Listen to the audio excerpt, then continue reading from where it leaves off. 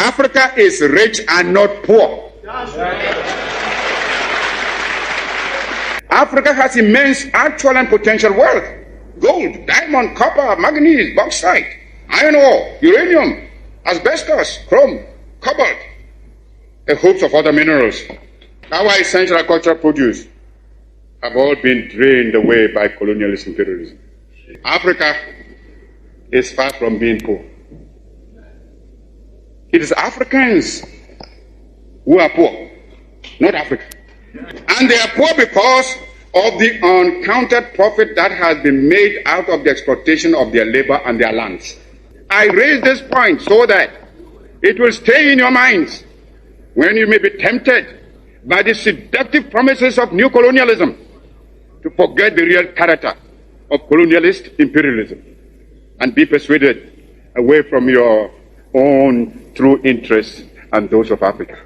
We who are concerned with the immediacy of African independence and unity are not prepared to wait upon the evolution of history. We are determined to give history a revolutionary push. We must therefore face the issue of African unity now. For only unity will make the artificial boundaries and regional demarcations imposed by colonialism obsolete and superfluous. African unity will thus provide an effective remedy for border disputes and internecine troubles. In a united Africa, there could be no frontier claims between Ethiopia and Somalia, or between Zanzibar and Kenya, Guinea or Liberia, or between Ghana, Togoland and the Ivory Coast, because we would regard ourselves as one great continental family of nations. Some of the leaders, it must be confessed, do not see the struggle of their brother Africans as part of their own struggle. Even if they did, they would not be free to express their solidarity. These rifts are consciously created by the imperialists between Africans, where they can sit back and watch with sly satisfaction,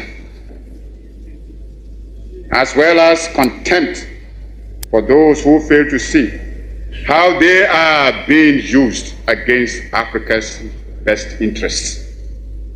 Regrettably, those states include some who were among the freedom fighters of yesterday and who haven't won their independence, are willing to drop it for some token aid and thereby deny to those still struggling for freedom even their moral support. Here is a phenomenon against which all African freedom fighters must be on their guard and resist to the utmost. Even though I appreciate the difficulties facing us, I must admit, I find it strange to watch some of us returning willingly to the colonialist fold. This time, they don't even have the excuse of being forced to subject themselves to foreign domination. It makes one wonder, why so much effort and sacrifice and so many lives were given up to the achievement of independence in the first place, if it can only be so quickly and easily surrendered. Unhappily for us, colonialism creates in some intellectual allegiances which are not severed at the moment of independence, but remain to condition loyalties away from Africa towards the metropolis which draws them.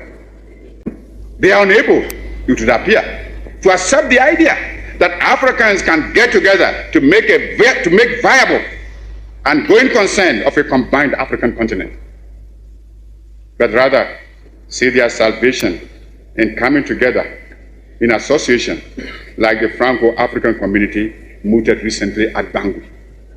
Although there are many here who speak English, French, Spanish, or Portuguese, nevertheless, we are all Africans.